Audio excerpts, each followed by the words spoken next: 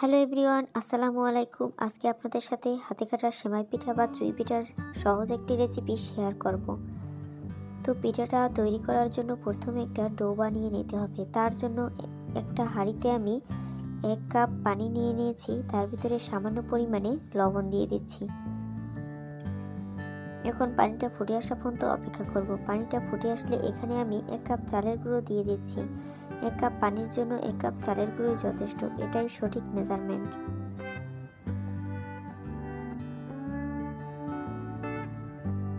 এখন এটাকে একটু ভালোভাবে নেড়ে মিশিয়ে নিতে হবে আর একটা ডো তৈরি করতে হবে।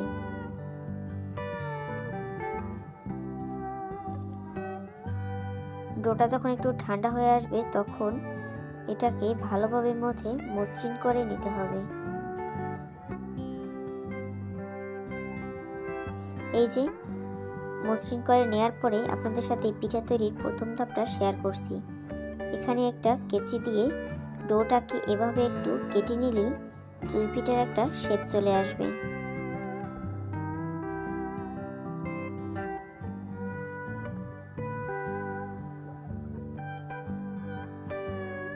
তারপরে দ্বিতীয় ধাপটা শেয়ার করতেছি।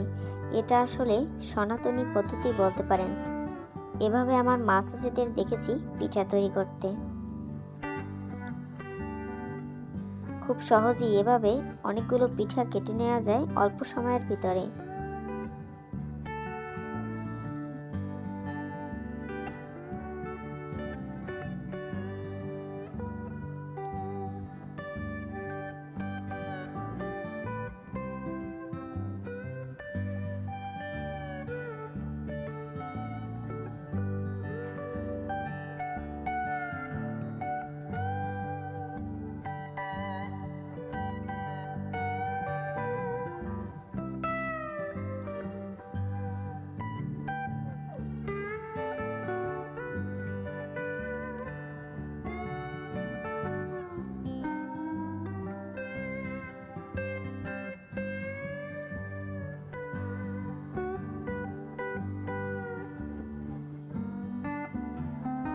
পিঠাগুলো আমার কেটে নেওয়া হয়ে গিয়েছে। এখন আমি পিঠাগুলো রান্না করতে চলে যাব।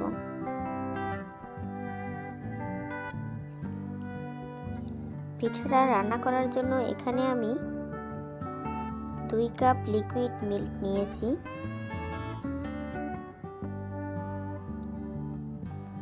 তার ভিতরে স্বাদ মতো চিনি দিয়ে দিচ্ছি।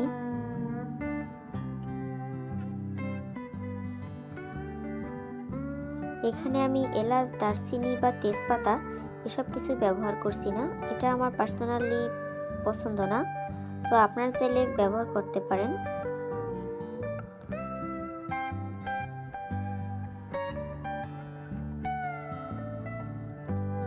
দুধটা যখন ফুটে এসেছে তখন পিঠাগুলো দিয়ে দিতে হবে অল্প অল্প করে, আর হালকা হাতে একটু নেড়ে দিতে হবে।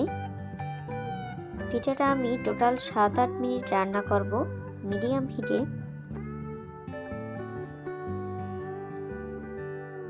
এই যে পিঠা রান্নাটাই আমার শেষ। এখন আমি পিঠাটা চুলা থেকে নামিয়ে নেব। পিঠাটা দেখতে যেমন হয়েছে, খেতেও অনেক বেশি মজা হয়েছিল। তো আজ এই পর্যন্তই। ভিডিওটি ভালো লাগলে লাইক, কমেন্ট এন্ড শেয়ার করবেন। প্লিজ আমার চ্যানেলটি সাবস্ক্রাইব করে আমার পাশে থাকবেন। সবাই ভালো থাকবেন। আল্লাহ হাফেজ।